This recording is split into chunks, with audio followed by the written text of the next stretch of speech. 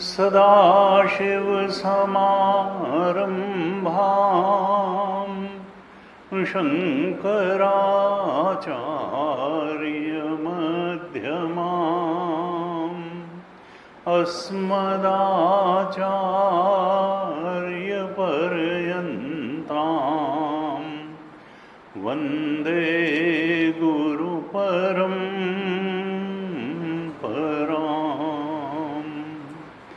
अज्ञानतिमिरान्धस्य ज्ञानाञ्जनशलाकया चक्षुरुन्मीलितं येन तस्मै श्री गुरवे नमः। तस्मै श्री गुरवे नमः। सच्चिदानन्दरूपाय विश्वोत्पत्त्यादिहेतवे तापत्रयविनाशाय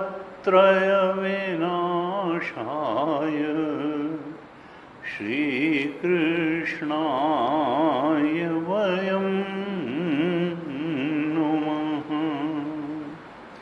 यं प्रव्रजन्तमनुपेतमपेतकृत्यं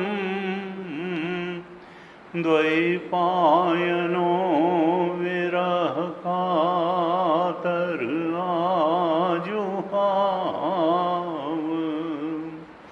पुत्रेति तन्मयतया तरवोऽभिनेदुः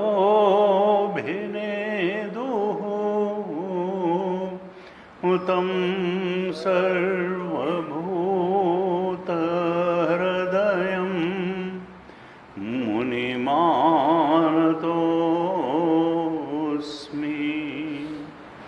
तं सर्वभूतहृदयं मुनिमानतोऽस्मि।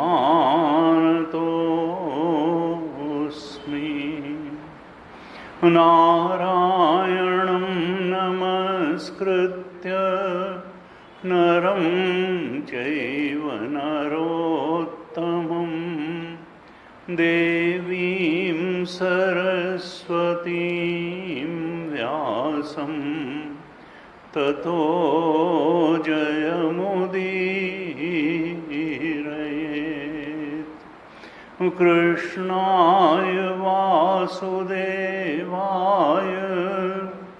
हरये परमात्मने प्रणत क्लेशनाशाय गोविन्दाय नमो नमः। प्रणत क्लेशनाशाय गोविन्दाय नमो नमः। ओम। आज से हम श्रीमद् भागवत महापुराण के दशम स्कंध में प्रवेश कर रहे हैं। इसमें पूर्वार्ध और उत्तरार्ध दो में इसको बांटा गया है, क्योंकि दशम स्कंध सबसे बड़ा स्कंध है श्रीमद् भागवत महापुराण का, और कुल इसमें 90 अध्याय हैं। भगवान कृष्ण की लीलाओं का इसमें वर्णन है। मुख्य रूप से कहते हैं कि व्यास भगवान ने नारद जी के आदेश पर, सुझाव पर भगवान कृष्ण की लीलाओं का वर्णन करने के लिए और 11वें स्कंद में उनके द्वारा उद्धव को दिए हुए ज्ञान के प्रसंग यानी उद्धव गीता को लिखने के लिए ही इस भागवत महापुराण की रचना करने का सुझाव नारद जी ने व्यास जी को दिया था। तो मूल रूप में इस 18वें और कहते हैं अंतिम कृति ये व्यास जी की है। भागवत महापुराण इसी दशम स्कंध में भगवान की लीलाओं का गान करने के लिए मुख्य रूप से व्यास भगवान ने इसकी रचना करी। इसके पहले हमने देखा 9वें स्कंध में सूर्यवंश का वर्णन आया और चंद्रवंश का वर्णन आया। सूर्यवंश में हमने देखा भगवान राम का अवतार हुआ और चंद्रवंश में भगवान कृष्ण का अवतार हुआ। अब 10वें स्कंध में प्रारंभ में ही परीक्षित पूछते हैं शुकदेव महाराज से कि भगवान आपने चंद्रवंश और सूर्यवंश दोनों का वर्णन किया और उसी में यदुवंश का भी वर्णन किया, और इसी यदुवंश में बलराम जी और कृष्ण जी भी उत्पन्न हुए। तो मेरा अभी भगवान कृष्ण के चरित्रों को सुनने से मेरी तृप्ति अभी नहीं हुई है, इसलिए आप कृपा करके भगवान कृष्ण के चरित्र का विस्तार से श्रवण मुझे कराइए। क्योंकि भगवान कृष्ण जो हैं सब प्राणियों के जीवनदाता हैं। अंदर से अंतर्यामी बन करके बैठे हैं, बाहर से काल बन करके बैठे हैं। अंदर से बैठ करके वही जीवन देने वाले हैं और बाहर काल रूप में वही मृत्यु देने वाले हैं। सब कुछ देने वाले वही हैं। वो जीवनदाता हैं, वो सर्वात्मा हैं। तो उनकी लीलाओं का विस्तार से हम लोगों को श्रवण कराइए। फिर कहते हैं कि भगवान मैं आपके सामने बैठा हुआ हूँ। परीक्षित शुकदेव भगवान से कहते हैं कि मेरा ये शरीर जो आपके सामने है ये तो अश्वत्थामा के ब्रह्मास्त्र से जल चुका था, लेकिन मेरी माता जब भगवान कृष्ण की शरण में गईं तब उन्होंने हाथ में चक्र ले करके मेरी माता के गर्भ में प्रवेश किया और एक तरह से वो मेरे भाई बन गए। जिस गर्भ में था मेरे उसी गर्भ में मेरे साथ रहे और वहाँ उन्होंने मेरी रक्षा की। और वास्तव में तो वही आत्मा बन करके सारी प्राणियों की रक्षा कर रहे हैं, क्योंकि चेतना जीवनी शक्ति के रूप में वही हैं। तो ऐसे उन कृष्ण परमात्मा की लीलाओं का वर्णन करिए जो बड़ी मधुरता देने वाली हैं और शांति देने वाली हैं और चित्त को परम सत्य से जोड़ने वाली हैं। भगवान का चिंतन व्यक्ति को मोक्ष प्रदान करने वाला होता है, अमर पद प्रदान करने वाला होता है। और विषयों का चिंतन संसार से बांधने वाला होता है। इसलिए मैं चाहता हूं कि भगवत चिंतन को बढ़ाने वाली भगवान की मधुर लीलाओं का गायन आप हम लोगों के समक्ष करिए, जिससे हमारा चित्त भी भगवान की तरफ, आत्मबोध की तरफ, परम सत्य के बोध की तरफ, मुक्ति की ओर बढ़ सके। जब परीक्षित ने इस प्रकार प्रश्न किया तो शुकदेव महाराज कहते हैं कि परीक्षित, तुम्हारी रुचि भगवान की लीलाओं का श्रवण करने में है और भगवान की कथा के संबंध में प्रश्न करने से ही प्रश्नकर्ता, वक्ता और श्रोता तीनों पवित्र हो जाते हैं, क्योंकि प्रश्न ही मनुष्य के अंतःकरण की शुद्धि या मलिनता का परिचायक होता है। उसके अंतःकरण की स्थिति का जो स्तर है वो प्रश्न से ही मालूम पड़ जाता है। तो तुमने भगवान की लीलाओं के संबंध में प्रश्न किया, इसका मतलब तुम शुद्ध हृदय हो और तुम्हारे मन का झुकाव परमात्मा की ओर है। जैसे गंगा जल सबको पवित्र कर देता है, उसी तरह से भगवान की कथा भी सबको पवित्र कर देती है। कहते हैं परीक्षित, एक समय ऐसा काल आया जब दैत्यों ने राजाओं का रूप धारण करके पृथ्वी को अपने दुष्कर्मों से प्रताड़ित करके रखा हुआ था और उनके भार से पृथ्वी आक्रांत हो गई थी, परेशान हो गई थी। और फिर वो गौ का रूप लेकर के ब्रह्मा जी की शरण में गई और ब्रह्मा जी के समक्ष अपनी व्यथा कथा सुनाई कि असुर लोग अन्याय कर रहे हैं, मेरा दोहन कर रहे हैं, मुझे प्रताड़ित कर रहे हैं। वैसे तो गाय के रूप में, जैसे गाय माता है वैसे पृथ्वी माता है और सबको जीवन देने वाली है, सब कुछ तो हमें धरती से ही प्राप्त हो जाता है। लेकिन जब अनावश्यक दोहन शुरू होता है तो फिर कहीं पर जो है बाढ़ आती है, कहीं सूखा पड़ता है, कहीं ओजोन लेयर कम होती है, कहीं कुछ होता है, तो दुख का कारण बन जाता है। जब ब्रह्मा जी ने पृथ्वी की व्यथा कथा सुनी तो सब देवताओं को साथ लेकर के वो भगवान के यहाँ पहुँचे और वहाँ जाकर के पुरुष सूक्त के द्वारा उन्होंने भगवान की स्तुति की। और जब स्तुति की तो स्तुति करते करते ब्रह्मा जी समाधिस्थ हो गए। जब समाधिस्थ हो गए तो समाधि की दशा में ही उन्होंने आकाशवाणी सुनी और फिर समाधि का व्युत्थान होने पर उन्होंने देवताओं से कहा कि मैंने अपने मन में भगवान की वाणी सुनी है और भगवान तो ईश्वरों के भी ईश्वर हैं, वो सब जानते हैं, वो पृथ्वी के कष्ट को भी समझ रहे हैं, पहले से ही उनको पृथ्वी के कष्ट का पता है और उन्होंने आकाशवाणी करके मुझे बताया है कि वे शीघ्र ही पृथ्वी का भार हरण करने के लिए धरती पर अवतार ग्रहण करेंगे।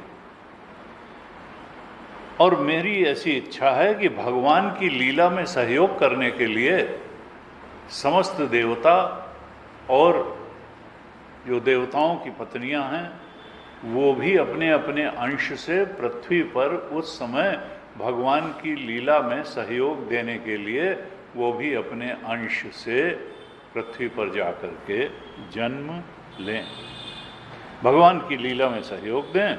और भगवान तो स्वयं वसुदेव के घर में प्रकट होंगे और आप लोग भी गोप गोपियों के रूप में पृथ्वी पर जाकर के जन्म लें।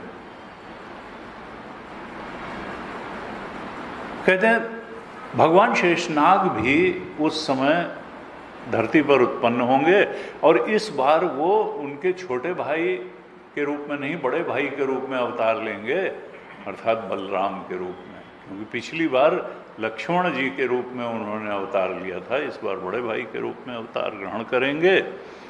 शुकदेव जी कहते हैं, परीक्षित, उस समय यदुवंश में एक राजा थे जिनका नाम था शूरसेन। और शूरसेन रहते तो थे मथुरा में, लेकिन दो मंडल, जिनको छोटा देश कह लीजिए, दो मंडलों पर वो राज्य करते थे। एक था माथुर मंडल और एक था शूरसेन मंडल। माथुर मंडल और शूरसेन मंडल पर ये राजा शूरसेन, जो यदुवंशी राजा थे, ये राज्य करते थे। और इनके पुत्र थे वसुदेव जी। तो मथुरा में वसुदेव जी, जो शूर के पुत्र थे, वो विवाह करके अपनी नवविवाहिता पत्नी देवकी के साथ घर जाने के लिए रथ पर सवार हुए। और वहीं जो उग्रसेन का लड़का था कंस, तो देवकी उसकी चचेरी बहन थी। ये नवें स्कंद में आ चुकी है कथा। तो देवकी कंस की चचेरी बहन थी, कंस उग्रसेन का लड़का था। तो अपनी बहन को प्रसन्न करने के लिए, जैसे लोग कहते हैं लाओ अच्छा मैं ही ड्राइव करता हूँ गाड़ी इसकी, तो वो स्वयं रथ हाँकने लगा अपनी बहन को आदर सम्मान देने के लिए, अपने जीजा जी को, वसुदेव को आदर सम्मान देने के लिए। अब वो जा रहा था। देवकी के पिता का नाम था देवक और इसके कंस के पिता का नाम था उग्रसेन, और वसुदेव के पिता थे शूरसेन। देवकी के पिता को अपनी पुत्री पे बहुत प्रेम था, सामान्य बात है, सभी पिताओं को होता है। उसी समय जब कंस देवकी और वसुदेव के रथ को हाँक रहा था, तो आकाशवाणी हो गई कि अरे मूर्ख, तू जिसको रथ में बिठा करके लिए जा रहा है, उसके 8वां गर्भ से जो संतान उत्पन्न होगी वो तुझको मार डालेगी। और ये आकाशवाणी सुनते ही वो तो आग बबूला हो गया। वो उसने छोड़ी रास और अपनी बहन देवकी की चोटी पकड़ ली और तलवार निकाली और मारने को तैयार हो गया। अब ये अजीब लिखत सुधाकर गा लिख राहु। अब वसुदेव जी तो पत्नी की रक्षा करना पति का कर्तव्य है, उन्होंने कहा क्या करें, ये तो बड़ा आत्ताई है, ये मानेगा नहीं ऐसे। तब ये कहते हैं कि भाई साम दाम दंड भेद, मनुष्य को मृत्यु के टालने का अंतिम समय तक प्रयास करना चाहिए। ये भागवत जी में कई बार आया। और अगर जब वो सारे प्रयत्न करके ना ही टल पाए तब फिर कोई दोष नहीं है। लेकिन ये नहीं कि कल मरना है तो आज ही मर जाएं। नहीं नहीं, जब तक हो सके तब तक जीवन अमूल्य है, तो इसको जो है मृत्यु टालने का प्रयास करना चाहिए और उसके लिए जो भी उपाय है करना चाहिए। तो वसुदेव जी ने सबसे पहले उसकी प्रशंसा शुरू की, क्योंकि दुष्ट व्यक्ति भी प्रशंसा करने से कई बार क्या होता है कि खुश होकर के आपके मन की बात थोड़ा मान सकता है। कहा आप तो बड़े होनहार हैं, भोजवंश के वंशधर हैं, कुल की कीर्ति को बढ़ाने वाले हैं, शूरवीर हैं, आपके तो गुणों की सराहना सभी लोग करते हैं। और देखिए ये देवकी स्त्री है, आपकी बहन है, और फिर ये इसके विवाह का शुभ अवसर है, इस समय आप इसको कैसे मार सकते हैं। और ये तो तय है कि जो जन्म लेता है उसकी मृत्यु तो होगी ही होगी। लेकिन जैसे मनुष्य है तो जब चलता है तो पीछे, जब आगे का पैर जमा लेता है तभी पीछे का पैर उठाता है। इसी तरह से ये जीव भी अपने कर्म के अनुसार जब किसी शरीर का निश्चय कर लेता है तभी पुराना शरीर छोड़ता है।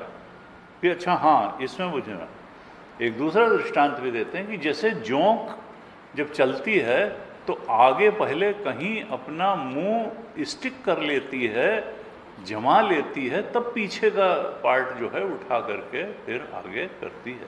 तो इसलिए सारे जीव कर्म के अनुसार अपने शरीर को पाते भी हैं, छोड़ते भी हैं, और यही प्रकृति का विधान है।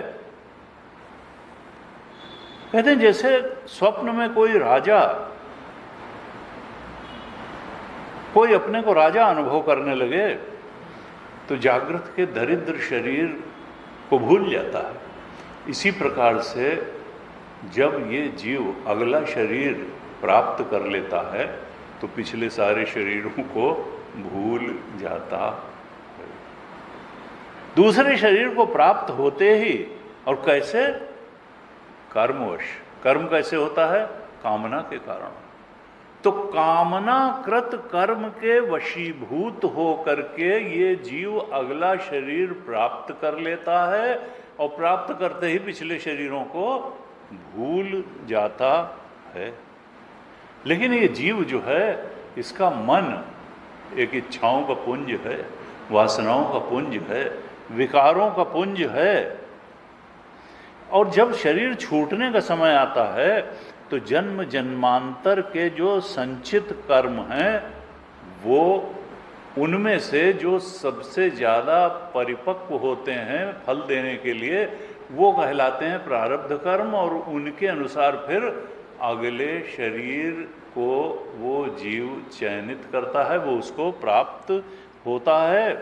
प्रारब्ध कर्मों की वासनाओं के अधीन हो करके ये जीव जिस शरीर के चिंतन में तल्लीन हो जाता है, मगन हो जाता है, वही शरीर वो ग्रहण कर लेता है और उसी शरीर में उसको जन्म लेना पड़ता है। इसीलिए कहा कि अंत में का चिंतन जो है, जन्म जन्म मुनि जतन कराही, अंत राम कही आवत नाही। अंत काले च मामेव स्मरण मुक्त्वा कलेवरम, यह प्रयाति समद्भावम याति नास्ति अत्र संशय। अंत में जिसका स्मरण करोगे वही प्राप्त होगी। भगवान का स्मरण करोगे तो मुक्त हो जाओगे, अन्यथा जिस प्रकार का चिंतन होगा उसी प्रकार की योनि ये जीव प्राप्त कर लेता है। कहते हैं वसुदेव जी कि जीव अपने शरीर, अपने स्वरूप के अज्ञान के कारण ही शरीर में राग करता है, क्योंकि आत्मा ही उसका वास्तविक स्वरूप है। ये बात वो नहीं जानता है, भूल जाता है। इस बारे में अज्ञान से ग्रस्त है कि वो तो एक अखंड सर्वव्यापक चेतन तत्व है, आत्म तत्व है। इसको भूल जाने के कारण ही फिर वो शरीर में राग करता है, शरीर में मैं बुद्धि कर लेता है, शरीर को ही अपना आपा मान लेता है। और इस मोह के कारण इन शरीरों में संसरण को वो अपना संसरण मान लेता है, शरीरों की प्राप्ति को वो चेतना का संसरण मान लेता है, जबकि ये केवल देह का संसरण है। इसलिए कहते हैं कि देखो, देह से राग के कारण, संसार से राग के कारण, इच्छाओं से राग के कारण उसका ये संसरण चलता रहता है। और जरूरी नहीं है कि ये ऊपर ही ऊपर चलता रहे। कभी अगर वासना निम्न प्रकार की हो गई तो ये नीची योनियों में भी जा सकता है। गीता जी के 13वें अध्याय के 21वें श्लोक में कहा, पुरुषः प्रकृतिस्थो ही भुंक्ते प्रकृतिजान गुणान, कारणम गुण संगोस्य सद असद योनि जन्मसु। कहा पुरुषः प्रकृतिस्थो ही, ये पुरुष जो है प्रकृति में स्थित होता है, यानी चेतन जब शरीर से तादात्म्य कर लेता है, ये शरीर प्रकृति का पार्ट है और आत्मा चेतन है। पुरुष है, चेतन है, क्योंकि भोक्तृत्व चेतन का धर्म है। भोक्ता कभी जड़ नहीं हो सकता है। कंप्यूटर में चाहे जितना इंटेलिजेंट हो आदमी, से ज़्यादा तेज गणित लगा सकता हो कुछ भी, लेकिन कंप्यूटर सुख दुख का अनुभव नहीं कर सकता है। भोक्तृत्व तो नहीं है वहाँ।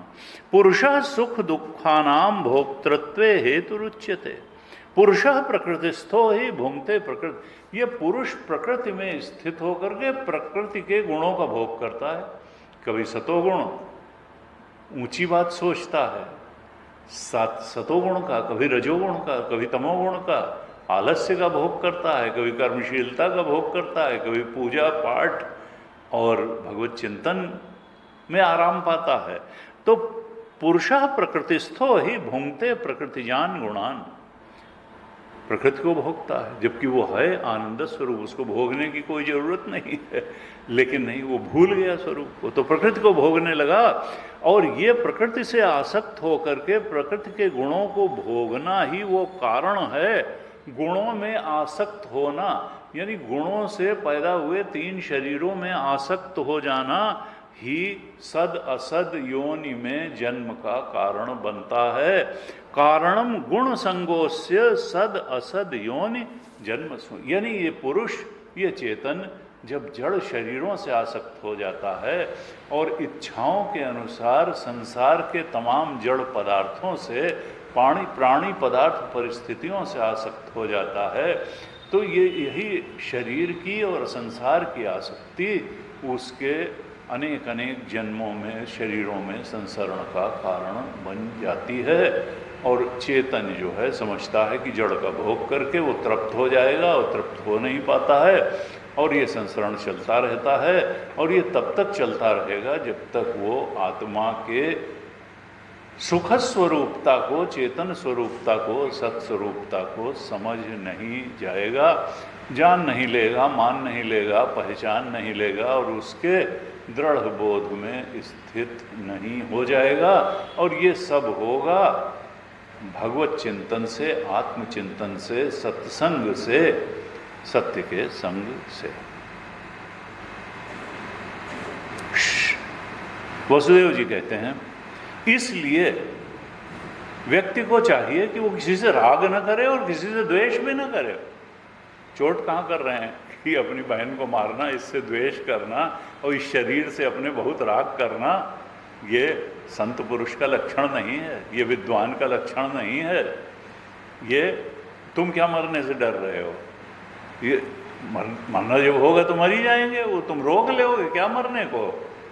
कि अगर यही लिखा होगा कि अपनी बहन के, लड़के के हाथों मरोगे तो मरोगे ही, इसको मारने से वो कोई फर्क नहीं पड़ जाएगा। इतने बुद्धिमान मत समझो, तुम विधाता के विधान के ऊपर नहीं हो।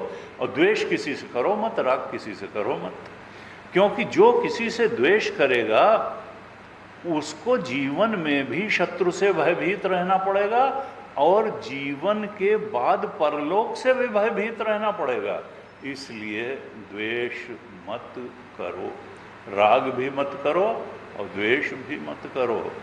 देखो कंस ये तुम्हारी छोटी बहन है, तुम्हारी कन्या के समान है, और आप तो दीन वत्सल पुरुष हैं। अब देखिए ये दुष्ट की प्रशंसा कर रहे हैं वो कि किसी तरह तो पसीज जाए। आप जैसे दीन वत्सल पुरुष को इस बेचारी का वध करना उचित नहीं है। इस प्रकार से कहा। शुकदेव जी कहते हैं, इस प्रकार वसुदेव जी ने प्रशंसा करके, सामनीति से भय दिखा करके इस लोक का, शत्रु का, परलोक का, विधाता का, विधि के विधान का भेद नीति से भी कंस को बहुत समझाया, लेकिन भाई वो समझने को तैयार नहीं है। और उसने कहा न, मारे बिना छोड़ूंगा नहीं। उसने अपने घोर संकल्प को छोड़ा ही नहीं बहन को मारने के। तब फिर वसुदेव जी इस निष्कर्ष पे पहुँचे कि अब इस देवकी की मृत्यु को टालने का एक ही उपाय है कि मैं इस कंस को ये वचन दे दूं कि भाई तुमको इस देवकी से तो कोई खतरा है नहीं, ये तो तुम्हें मारेगी नहीं। इसका 8वां जो गर्भ होगा वो तुम्हारा काल बनेगा, ऐसी आकाशवाणी हुई है। तो मैं तो इसके सारे ही संतानें ला के तुमको दे दूंगा और उनको तुम मारना, जो करना भाई तुम्हारा। मैं और इस तरह से वचन दे करके, प्रतिज्ञा करके मैं इस देवकी को तो बचा लूं। और यह भी संभव है कि विधाता के विधान को ये कंस क्या टालेगा, कोई नहीं टाल सकता है। ये भी हो सकता है कि मेरा लड़का इसको मार ही डाले ये भी हो सकता है, क्योंकि कई बार क्या होता है कि मृत्यु सामने आकर भी टल जाती है और कई बार टली हुई मृत्यु लौट के भी आ जाती है। इसलिए हानि लाभ जीवन मरण जस अपजस विधि हाथ, तो किसी का वश नहीं है। हानि लाभ जीवन।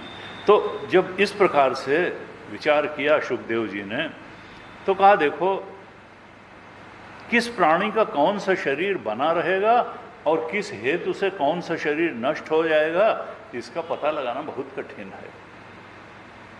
ऐसा निश्चय करके फिर से वसुदेव जी ने उस पापात्मा कंस की बड़ी प्रशंसा की और कहा कि हे सौम्य, आपको इस देवकी से तो भय है नहीं, पुत्रों से भय है, तो इसके पुत्र लाकर मैं आपको दे दूंगा। अब वसुदेव जी इतने, उनकी प्रतिष्ठा थी, सत्यवादी थे, और कंस भी जानता था कि ये झूठी प्रतिज्ञा नहीं करेंगे। इन्होंने आज तक कभी असत्य बोला ही नहीं, अपने वचन से कभी फिरे ही नहीं, इनके वचन झूठे नहीं होते हैं, और जो ये बात कह रहे हैं वो भी युक्ति संगत है कि हाँ मुझे देवकी से पुत्र दे देंगे तो ठीक है। और जब इस प्रकार से वसुदेव जी ने समझाया कि इसके पुत्र मैं आपको दे दूंगा, तब उसने देवकी को मारने का विचार छोड़ दिया, और तब वसुदेव जी भी प्रसन्न हो गए और अपने घर चले गए देवकी को लेकर के। समय आने पर देवकी को गर्भ रहा, और जब उसका पहला पुत्र हुआ तो उसको ले जा करके वसुदेव जी ने कंस को दे दिया। तो कंस के मन में वसुदेव जी के प्रति बड़ी प्रशंसा का भाव हुआ। उन्होंने कहा ये कितने सत्यवादी हैं कि इन्होंने मुझसे कहा और देखो तुरंत ला करके अपना नवजात पुत्र मुझे दे भी दिया। तो उन्होंने कहा नहीं नहीं, मैं जानता हूँ कि आप जो है बहुत श्रेष्ठ सदाचारी सन्मार्ग में रहने वाले व्यक्ति हैं, लेकिन मुझे तो इसके 8वें गर्भ से जो है आकाशवाणी ने कहा है कि मृत्यु भय है, तो ये तो पहला पुत्र है, इसको आप ले जाइए। मेरा तो जो काल है वो 8वां पुत्र होगा, तो मैं 8वें पुत्र को मार दूंगा। अब जब उसने ऐसा कहा तो वसुदेव जी लेकर के आ गए। जब आ गए, लेकिन उन्होंने कहा भाई खलकय प्रीति जथा थिर नाही, दुष्ट की का प्रेम भी स्थिर नहीं होता है, हैं? तो खलकय प्रीति जथा थिर नहीं, दुष्ट का प्रेम भी जो है वो बहुत लंबा नहीं चलता है, कब वो आपका अनिष्ट कर बैठेगा कुछ कह नहीं सकते, इसी सतर्कता से। तो वो ले तो आए, लेकिन उनको कंस की बात पे बहुत विश्वास नहीं हुआ कि ये इतना क्षमाशील हो गया है कि इसने। अच्छा, उधर विधाता का विधान, ये नारद जी भी जो है वो जा करके उनको लगा कि ये कंस अगर धर्मात्मा हो गया तो फिर भगवान इसका वध ही नहीं करेंगे। उन्होंने कहा इसको तो भाई गलत रास्ते पर लगाए रहो किसी तरीके से, जिससे कि धरती का भार बढ़ता रहे और इसके कुकर्म बढ़ते रहें, तब ये जल्दी हटेगा। ये कहाँ कि ये क्षमाशीलता इसके अंदर हो गई। उन्होंने गए और कहा देखो ये दुनिया बड़ी गड्ढम गड्ढ है? जैसे जुड़वा बच्चे होते हैं ना, तो उसमें कहते हैं कि जो फ्रेटर्नल ट्विंस होते हैं, तो जो पहले गर्भाधान होता है जिस एक का, वो बाद में जन्म लेता है, जिसका बाद में गर्भाधान होता है वो पहले जन्म। तो अब बड़ा किसको कहोगे, छोटा कैसे? गर्भ से जो पहले बाहर आया वो बड़ा है, जिसका गर्भाधान पहले हुआ वो बड़ा है। तो इसी तरीके से उन्होंने कहा ये पहला पुत्र और 8वां पुत्र और चौथा पुत्र, इसका कुछ हिसाब नहीं कर सकते हो सकता है जो पहला हो वो 8वां हो, जो चौथा हो वो पहला हो। इस सब गणित में मत उलझो, तुम जो है तुम तो साफ करो सबों को, तभी बच पाओगे। नारद जी ऐसा समझा गए, वो समझ गया। उसने कहा लाओ उस लड़के को जो पैदा हुआ है, और बस उसने मारा उसको। तो जब मारा तब फिर, और उसने कहा अब रिस्क लेने की बात भी नहीं है, एक आध गायब कर दें बीच से, बताएं ना। तो क्या हुआ, ऐसा करो इन दोनों को हथकड़ी बेड़ी लगाओ और कारागार में डालो। अब ये घर वर में रहने का हिसाब ठीक नहीं है, मामला सीरियस है, जन्म मृत्यु का मामला है। अब ये देवकी वसुदेव के हाथ में हथकड़ी बेड़ी डालो और इनको कारागार में कर दो, तगड़ी सुरक्षा कर दी। हथकड़ी बेड़ी में जकड़ करके कैद में डाल दिया, और उधर जो जो पुत्र उनके होते गए उन सबको वो मारता गया। कहते हैं कि जब कोई लोभी या स्वार्थी होता है तो उसको अपने पराये का भेद सूझता नहीं है। जो लोभी और स्वार्थी राजा होते हैं वो अपने माता पिता को भी कैद कर लेते हैं, अपने भाई बंधुओं को। औरंगजेब ने कितने भाइयों को मारा, शाहजहां को कैद कर लिया, तो वो उन्हें भी मारता है, कैद भी कर लेता है। माता पिता भाई बंधु किसी का वो अपना नहीं होता, इष्ट मित्रों की भी हत्या कर डालते हैं। और कंस ये जानता था कि मैं पूर्व जन्म में कालनेमि नाम का असुर था और विष्णु ने मुझे मार डाला था, और इसीलिए उसने ये जानते ही कि विष्णु यदुवंशियों में जन्म लेने वाला है और भी ज़्यादा विरोध ठान लिया यदुवंशियों से। और फिर उसने अपने पिता उग्रसेन को भी कैद कर लिया और वो राज्य का शासन स्वयं करने लगा। इस प्रकार से ये पहले अध्याय में वर्णन आता है। दूसरे अध्याय में कहते हैं कि कंस ने जब एक एक करके देवकी के 6 बालक मार डाले, तब देवकी के 7वें गर्भ में बलराम जी आए। शेष भगवान का अवतार हुआ। देवकी के गर्भ में शेष भगवान अपने अंश से पधारे, और तब भगवान ने योग माया को आदेश दिया कि कल्याणी, तुम ऐसा करो कि देवकी के इस गर्भ में जो शेष भगवान का अवतार है उसको देवकी के गर्भ से तुम उसका आकर्षण करो, और वसुदेव जी की एक और पत्नी जो रोहिणी थी, जो नंद बाबा के यहाँ रह रही थी छुप करके, क्योंकि उनकी कई पत्नियां थीं। जब यह हुआ कि कंस जो है वो सब यदुवंशियों को मारेगा, तो उनकी अन्य पत्नियां छुप छुप के अलग अलग जगह रहने लगी। तो रोहिणी जी नंद बाबा के यहाँ रह रही थी गोकुल में।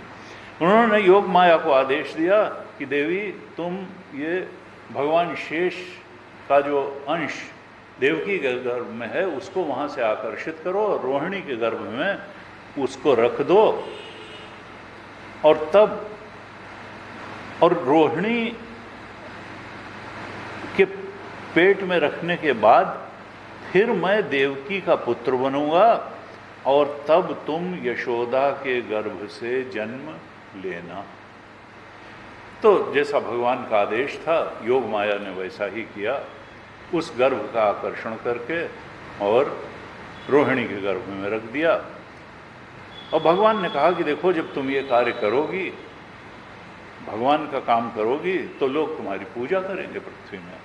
कोई तुमको दुर्गा के नाम से पूजेगा, कोई भद्रकाली, कोई वैष्णवी, कोई चंडिका, कोई माया, कोई नारायणी, कोई शारदा, कोई अंबिका आदि बहुत नामों से तुम बुलाई जाओगी, पूजी जाओगी। और कहते हैं कि देखो, देवकी के गर्भ से खींचे जाने के कारण शेष जी को संसार में बहुत से लोग संकर्षण नाम से पुकारेंगे, और चूंकि वो सबको आनंदित करने वाले होंगे, लोक का रंजन करने वाले होंगे, इसलिए उनका एक नाम राम भी होगा। और चूंकि वो बलवानों में श्रेष्ठ होंगे, इसलिए उनका एक नाम बलभद्र भी होगा। तो वो संकर्षण, राम, बलभद्र इन नामों से जाने जाएंगे। जब योग माया ने देवकी का गर्भ ले जाकर के रोहिणी के उदर में रख दिया, तब सब जितने भी प्रजाजन थे उनको ऐसा लगा कि देवकी का गर्भपात हो गया है। तो सब बड़ी दुखी होकर के आपस में चर्चा करने लगे कि देखो, बेचारी देवकी का गर्भ जो है ये वाला नष्ट हो गया। अब भगवान जो हैं वो तो सब जगह हैं, सब समय हैं, सब रूप में हैं, उनको तो कहीं आना जाना है नहीं। वो तो भगवान वसुदेव जी के हृदय में भी चेतना बन के बैठे हैं, लेकिन अपने असली रूप में प्रकट नहीं, वो जीव बन करके बैठे हैं। उनके ब्रह्म स्वरूप का अंदाजा हमको है नहीं, हैं तो वो ब्रह्म रूप में, वो कहाँ जीव बनेंगे। लेकिन हम उनको जीव हैं तो सब जगह, सब रूपों में, सब वस्तुओं में, हर देश में, हर काल में, हर वस्तु में अधिष्ठान और प्रकाशक बन के तो परमात्मा ही बैठे हैं, वास्तविक सत्ता तो उन्हीं की है, बाकी तो आभास मात्र है। लेकिन अब उन्होंने क्या किया कि वसुदेव जी के अंदर अपने आप को अपनी पूरी सामर्थ्य और सत्ता के साथ प्रकट कर दिया। थे तो वहीं, लेकिन जीव के रूप में ही प्रकट थे। अब उन्होंने अपने जो वास्तविक सर्वाधिष्ठान और सर्व प्रकाशक रूप को उनके अंदर प्रकट कर दिया, ब्रह्म रूप को प्रकट कर दिया।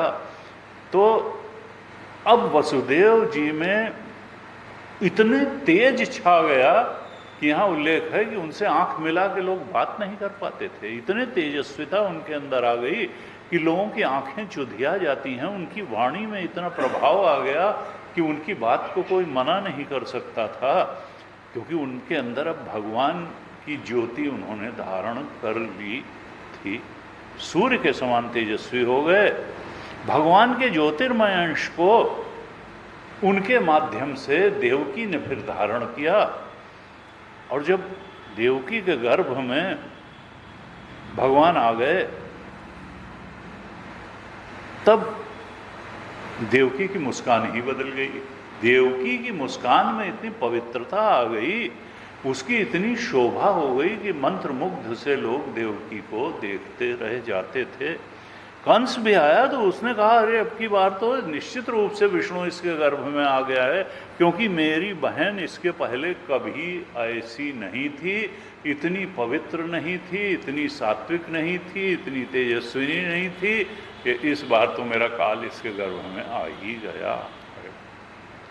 फिर भी जैसे घड़े के अंदर दीपक का प्रकाश अंदर तो रहता है, लेकिन बाहर उतना नहीं फैलता है, ऐसे ही भगवान भी अभी गर्भ में थे तो उनका प्रकाश बाहर बहुत तो नहीं फैला, लेकिन देवकी के मुखमंडल को देख करके ही ये लगता था कि इसके अंदर कोई विशिष्टता आ गई है। अब भगवान गर्भ में धारण किए हुए देवकी को जब कंस ने देखा तो भगवान के प्रभाव से उसका मन, जो अत्यंत दुष्ट, क्रोधी और आतताई था, उसके अंदर भी थोड़ा परिवर्तन आ गया।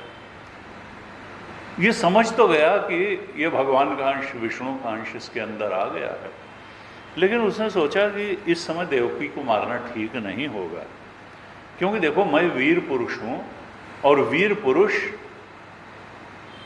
स्वार्थ के कारण अपने पराक्रम को कलंकित नहीं करते हैं।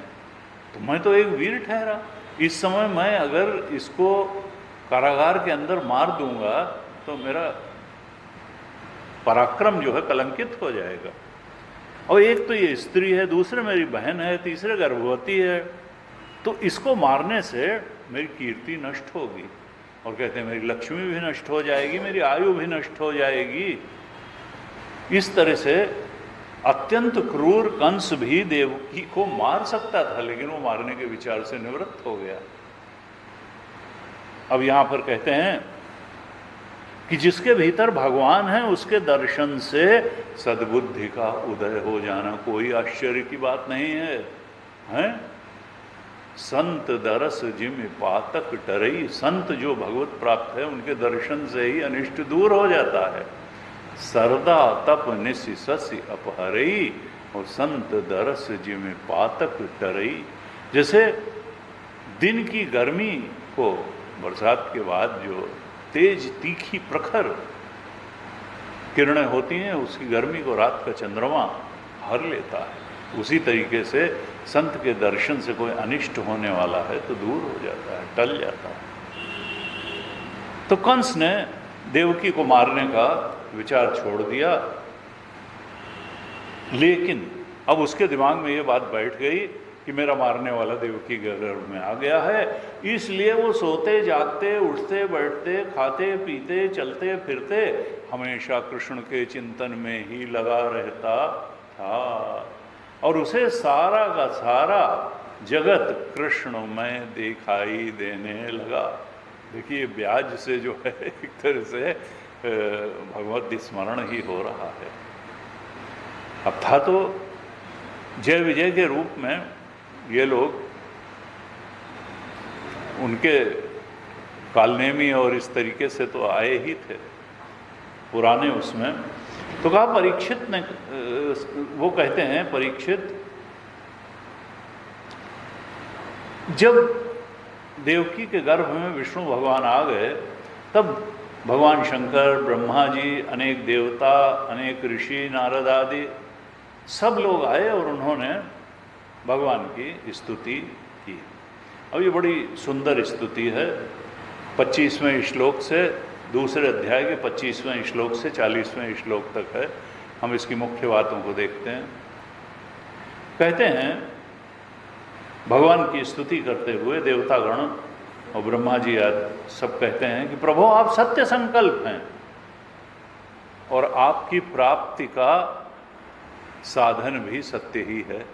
सत्यमेव जयते नानृतम सत्येन पंथा विततो देवयाना।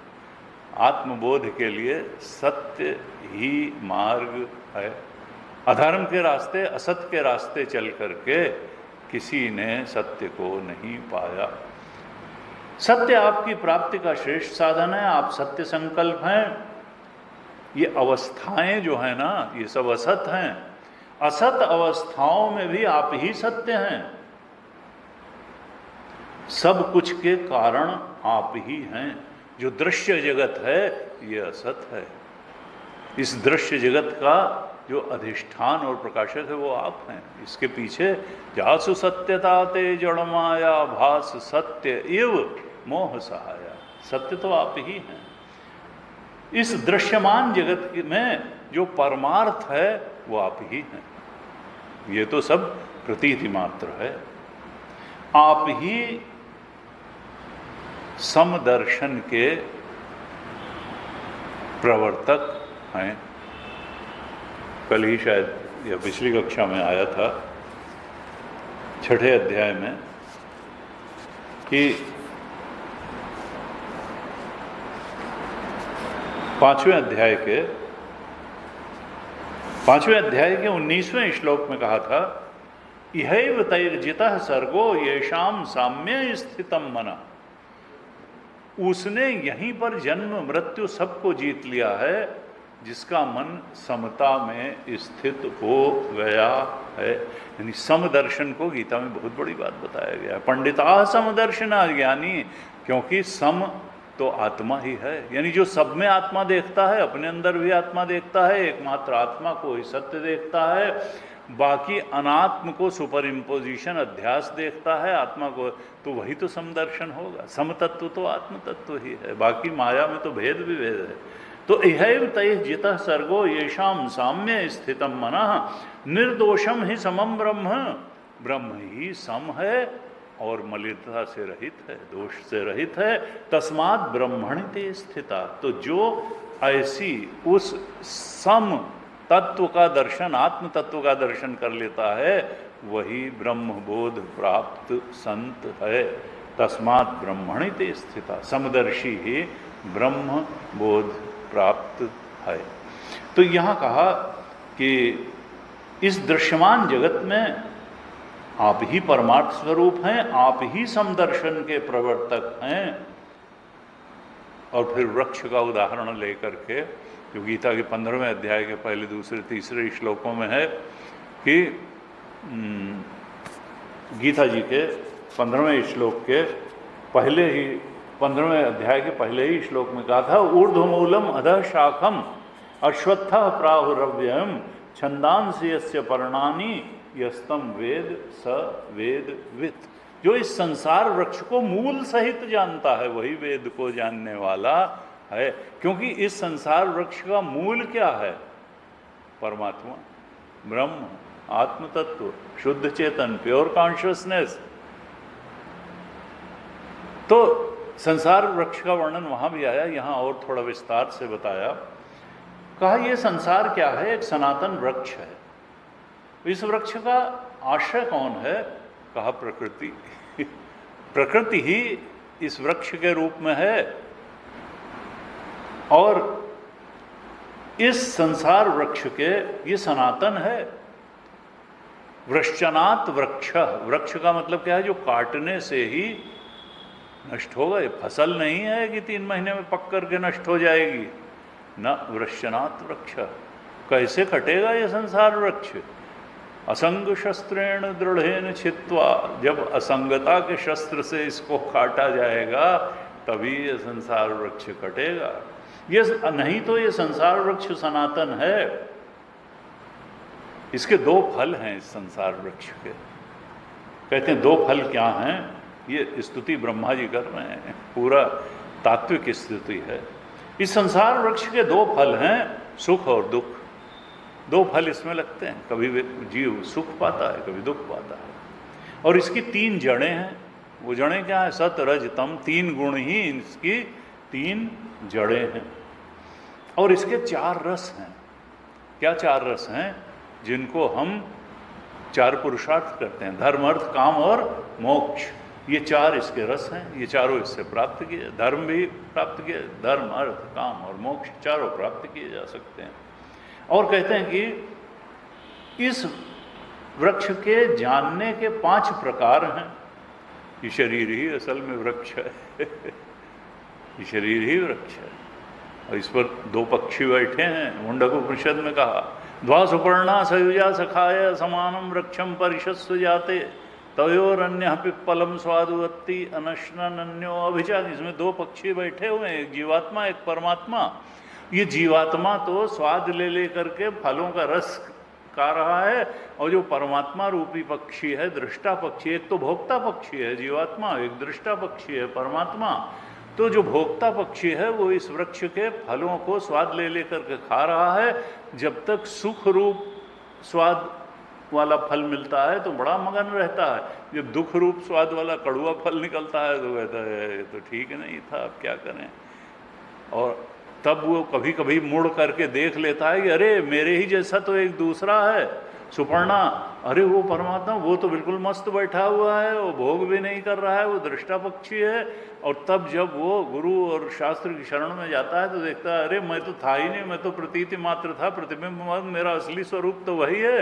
और तब वो मुक्त हो जाता है अपने असली स्वरूप को, परमात्म चेतन स्वरूप को जान करके। ये जीव चेतन जो भोक्ता पक्षी था वो दृष्टा स्वरूप को जान करके मुक्त हो जाता है। अनश्नन्यो अभिचाकशीति, क्योंकि वो केवल देखता है, दृष्टा है, वो भोग नहीं करता है। तो कहा ये 2 तो पक्षी बैठे हैं ये शरीर वृक्ष पे। इसके जानने के 4-5 प्रकार हैं। 5 इंद्रियां जो है उन्हीं से ये जानता है, शब्द स्पर्श रस रूप, आँख नाक कान जीभ चाँप। इसके 6 स्वभाव हैं। इस संसार वृक्ष के 6 स्वभाव हैं। अस्ति जायते वर्धते विपरिणमते अपक्षीयते विनश्यति। ये शरीर क्या है? पैदा होता है, कुछ समय तक रहता है, बढ़ता है, बदलता है, फिर घटना शुरू होता है, क्षीण होना, और फिर खत्म हो जाता है, नष्ट हो जाता है। तो ये 6 स्वभाव हैं। और इस वृक्ष की छाल क्या है? 7 धातुएं, जो आयुर्वेद में बताई हमने, विवेक चूड़ामणि में भी चर्चा की थी। 7 धातुएं क्या है? रस, रुधिर, मांस, मेद, अस्थि, मज्जा और शुक्र। ये 6 धातुएं हैं इसकी। 8 शाखाएं हैं इसकी। 8 शाखाएं क्या हैं? जड़ प्रकृति, भूमिरापो नलो वायु खम मनो बुद्धिरेव च अहंकार इति यम में अष्टा, ये प्रकृति अष्टधा है। अपरा प्रकृति जो है इसकी, उसमें 5 महाभूत मन, बुद्धि और अहंकार, ये 8 इसकी शाखाएं हैं। और इसके 9 मुख हैं, इसमें खोडर हैं, यानी जो 9 छिद्र हैं इस शरीर में, वो 9 द्वार, 9 द्वारे पुरे देही। ये जो 9 द्वार हैं, 7 ऊपर 2 नीचे, ये खोडर इसके मुख हैं। और 10 प्राण इसके 10 पत्ते हैं। पत्तों पर ही इसका जीवन निर्भर होता है। जब प्राण निकल जाते हैं, पत्ते झड़ जाते हैं, तो पेड़ सूख जाता है, मृत्यु हो जाती है। तो 10 प्राण क्या हैं? हमने कभी विवेक चूड़ामणि में चर्चा की थी। प्राण, अपान, व्यान, उदान, समान, ये तो मुख्य प्राण हैं। और 5 उपप्राण हैं, नाग, कूर्म, कृकल, देवदत्त और धनंजय, ये उपप्राण हैं। ये 10 प्राण इसके पत्ते हैं। और इस संसार रूप वृक्ष पर 2 पक्षी बैठे हैं, एक जीव पक्षी और एक ईश्वर पक्षी, जीवात्मा और परमात्मा। और इस सब के आधार कौन हैं? आधार एकमात्र परमात्मा ही हैं। 7वें अध्याय में 4, 5, 6 श्लोक में भगवान ने यही बात कही। कहा भूमिरापो नलो वायो खम मनो बुद्धिरेव च अहंकार इतीयम में भिन्ना प्रकृति अष्टधा। अपरा प्रकृति है मेरी, अष्टधा प्रकृति है, और एक मेरी परा प्रकृति है। जीव भूताम महाबाहो, जो चेतन प्रकृति है, ये तो जड़ प्रकृति थी अपरा प्रकृति। चेतन के जीव भूताम महाबाहो ये एकदम धार्यते जगत। अपरा इयम इतः तु अन्याः प्रकृतिम विद्धि में पराम। अपरा प्रकृति से अलग मेरी एक परा प्रकृति है जो चेतन प्रकृति है, जीव भूताम है, और यही जीव जगत को धारण करता है। कैसे? अपनी इच्छाओं के द्वारा। इच्छा पूर्ति के लिए ही तो जगत है, और जगत का क्या काम है? अगर हम अपने आनंद स्वरूप को जान ले तो फिर जगत का कोई काम नहीं है, न जीव का कोई काम है, न शरीर का कोई काम है। इसका कोई मतलब नहीं रह जाता है। जब तक इच्छाएं हैं तो उसके पूर्ति के लिए ये भोगायतन, फिजिकल बॉडी की भी जरूरत है, भोग साधन सूक्ष्म शरीर की भी जरूरत है, और कारण शरीर इच्छाएं हैं तो ही इनकी जरूरत है, और भोग क्षेत्र के रूप में संसार की भी जरूरत है। अगर इच्छाएं ही ना हो, कारण शरीर ही ना हो, जीवत्व का ही मिथ्यात्व जानने में आ जाए, इच्छाओं का मिथ्यात्व जानने में आ जाए, तो फिर इनकी जरूरत ही नहीं है। ये तो प्रतीत है। कहा अहम कृत्स्न से जगता प्रभव प्रलयस्तथा। 6ठे श्लोक में कहा भगवान ने कि एतद योनीनि भूतानि सर्वाणि इति उपधारय। ऐसा जानो अर्जुन कि ये परा और अपरा प्रकृति यही कारण है। योनि माने कारण है सब भूतों का। ऐसा जानो। और मैं क्या हूं? अहम कृत्स्नस्य जगता प्रभव प्रलयस्तथा। मैं ईश्वर ही इस जगत का उत्पत्ति स्थान भी हूँ, उत्पत्ति का कारण भी हूँ, और विनाश का, प्रलय का भी कारण हूँ। जगत की उत्पत्ति और प्रलय मेरी ही अधिष्ठानता में होती है। कहा मत्तः परतरम ने, ये मेरी परा अपरा प्रकृतियां हैं, लेकिन मुझसे परे कुछ भी नहीं है। I am the ultimate reality. मत्तः परतरम नान्यत किंचित अस्ति। मुझसे परे तिल बराबर कुछ नहीं है। मैं ही सब कुछ का की पराकाष्ठा हूँ। और मैं सर्वविदम प्रोतम सूत्रे मणिगुण। जैसे एक सूत में मनके पिरोए रहते हैं, उसी तरीके से ये सब मेरी परा और अपरा प्रकृति मुझ में पिरोई हुई है। मुझ पर सुपरस्टिशन है, मुझ पर अध्यास है, अधिष्ठान, प्रकाशक और सत्य तत्व मैं ही हूँ। इस प्रकार से यहाँ भी संसार वृक्ष का की जो बात बताई, तो कहा कि मुझ में ही सबका प्रलय होता है और मेरे ही अनुग्रह से इसकी रक्षा होती है। ब्रह्मा जी कहते हैं जो तत्वज्ञानी पुरुष हैं सबके रूप में केवल आपका ही दर्शन करते हैं। वो भेद दर्शन नहीं करते हैं, अभेद दर्शन होता है ज्ञानी का। वो तो जो अधिष्ठान सत्य है, सारे भेद ऊपर ऊपर हैं, भेद को भेद करके वो अभेद का दर्शन कर लेते हैं। आत्म तत्व का वो तत्वज्ञानी हैं, वो तत्व का ही दर्शन करते हैं, अनात्म का दर्शन नहीं करते हैं। आप ज्ञान स्वरूप आत्मा हैं। कहते हैं कुछ बिरले लोग ही आपके चरणों का सहारा लेकर, आपके चरण इस भवसागर को पार करने के लिए जहाज के रूप में हैं, और उस जहाज का, चरण रूपी जहाज का आश्रय लेकर के कुछ बिरले लोग होते हैं जो इस संसार सागर को पार कर जाते हैं। कैसे? जैसे बछड़े के खुर के गढ़े के समान, यानी भगवत शरणागति होने पर व्यक्ति पार चला जाता है। गीता में कहा 7वें अध्याय, दैवी हेषा गुणमयी मम माया दुरत्या मामे वे प्रपद्यन्ते माया में ताम तरन्ति ते। जो मेरी शरण ग्रहण करता है वो मेरी माया के पार हो जाता है। ब्रह्मा जी कहते हैं आप तो परम प्रकाश रूप हैं, सहज प्रकाश रूप दिन राती। आप सेल्फ एफल्जेंट हैं, स्वयं प्रकाश हैं, परम प्रकाश हैं। हे परम प्रकाश रूप परमात्मन, आपके भक्तजन ही जगत के सच्चे हितैषी हैं। क्योंकि भक्त ही अपना हित करता है, जो अपना हित करता है वही दूसरे का कर सकता है। जो स्वयं ही स्वार्थ में डूबा है वो परमार्थ कैसे करेगा। तो भक्त चूंकि आपकी शरणागत रहता है तो वही संसार का सच्चा हितैषी है।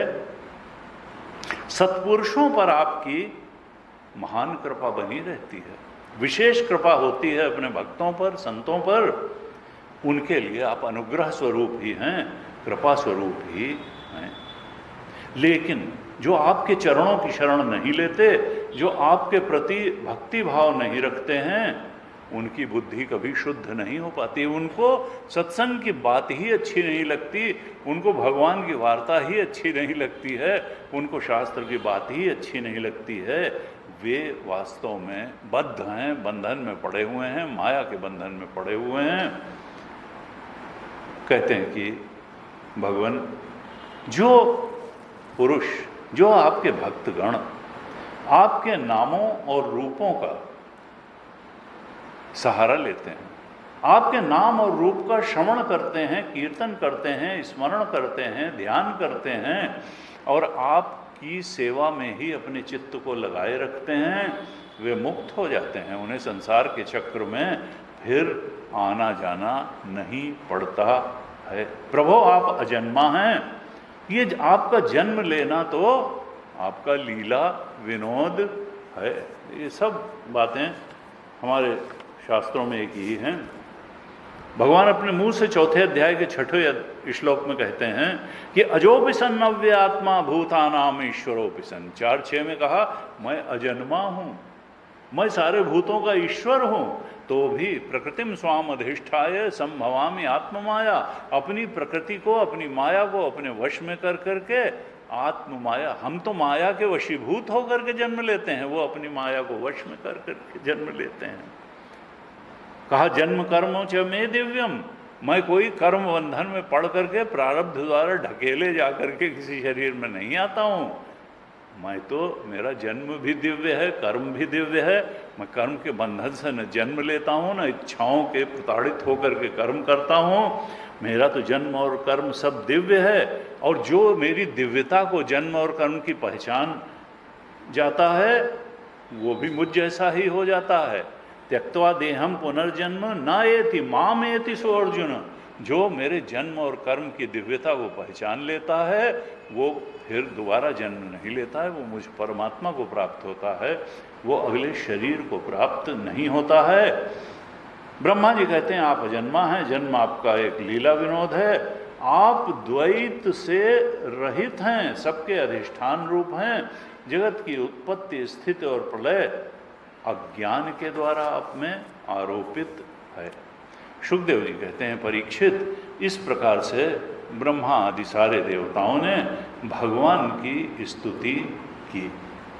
तो भगवान निश्चित रूप से उनको शब्दों में बांधा नहीं जा सकता है। इदम इत्थम कही जाए न कैसे, वो ऐसे ही हैं, ये निश्चित रूप से नहीं कहा जा सकता है। लेकिन क्या हुआ, तुलसीदास जी ने भी लिखा कि सो जानत प्रभु प्रभुता सोई, तदपि कहे बिनु रहा न कोई। सब जानते हैं कि प्रभु की प्रभुता का शब्दों में बखान नहीं किया जा सकता, तो भी जिसको भगवान की भगवत्ता का ज्ञान होता है, उसका अनुभव होता है, उसका दर्शन होता है, वो कुछ कहे बिना रह नहीं पाता है।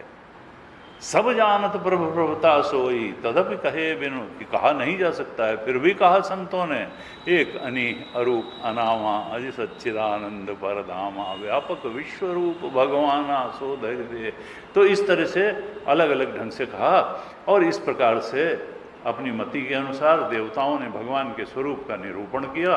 और इसके बाद में ब्रह्मा जी और शंकर जी को आगे करके सारे ही देवतागण स्वर्ग को चले गए, अपने अपने स्थान को चले गए। इस प्रकार से 2 अध्यायों में ये कथा पूरी होती है। अब तीसरे अध्याय में भगवान श्री कृष्ण का प्राकट्य होगा, और देखिए जन्माष्टमी आने वाली है, और उसी समय ये प्राकट्य का प्रकरण भी आने वाला है। हम इस पर जन्माष्टमी मनाएंगे सोमवार को, तो थोड़ा विचार करेंगे, नहीं तो अगली कक्षा में करेंगे। आज यहीं तक रखते हैं। ॐ पूर्णमदः पूर्णमिदं पूर्णात् पूर्णमुदच्यते पूर्णस्य पूर्णमादाय पूर्णमेवावशिष्यते। ॐ शान्तिः शान्तिः शान्तिः। हरिः ॐ श्रीगुरुभ्यो नमः। हरिः ॐ।